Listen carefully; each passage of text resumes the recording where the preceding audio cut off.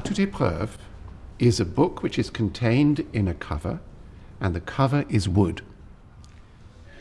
And so you open a piece of wood, just like that, and you have the opening. This Miró little figure who is opening his arms to welcome us in. But then you have to ask how the whole thing is put together. And once you start opening it, you realize that it's put together in the most extraordinary way. That's how we start. It will work really well. It's nice. It is. And so there'll be a kind of freeze of the book. Yes. It was Cramer's idea in 1947 to go to Éluard and ask him to produce an artist book with him working with an artist. And Éluard's idea was immediately Miró. I want Miró to be the one who does the book, makes the book a visual experience as well. There's much more of a sense of the object, of the book as an object, and of wood itself as a material. And this comes over very, very clearly in the book itself, because almost every page you get a sense of this connection so straightforwardly with the wood from which all of the prints were made. Danke.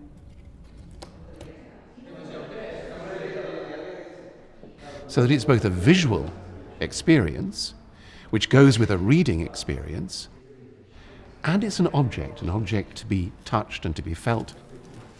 And that choice to work in woodcut meant that Miró took an enormously long time to make the book, because each of the woods had to be made individually. And when you talk about the book as an object, he actually himself, writing to Cramer, talked about it as a sculpture. And he thought about it like sculpture. And actually it was especially during the period when he was making the book that he was developing himself as a sculptor. So these woods, which we've shown all together, give you some idea of how the book relates to a kind of sculptural practice, which he called carving, which is of course what it was. Number 2 is showing the maquettes, or at least as much of the maquettes as we can show. The useful thing about the maquettes is that they're not bound, they're loose bound. So you can open them up and you can show pages. We can only show a few pages, so that's what we've done, to give an idea of how Miró worked from one maquette to another with Éluard and with Cramer. The first maquette is Éluard himself setting out how the lines in the poems might be set out. Then there are 4 maquettes, so they're kind of mock-ups of what the book might be like. And 2 of them we have in the foundation here. You have copy drawings with the text stuck onto the pages by Éluard and Cramer together, and the copy drawings which are copied from Miró's own drawings, which give an idea of how the woodcuts would be in relation to the texts. And then finally you have this wonderful maquette which Miró himself produced, which started again with Éluard and Cramer sticking the text down onto the pages, and then Miró responding.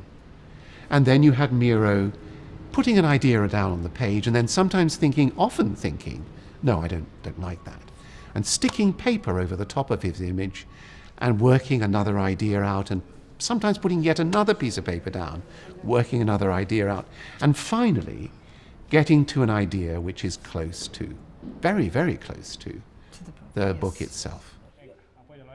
So that's how the process worked, and you can follow that in the exhibition, especially Miró's maquette, because we've laid out Miró's maquette in a vitrine which is immediately underneath the pages of the book themselves, and you can see how the Miró maquette studies relate directly to the pages above them.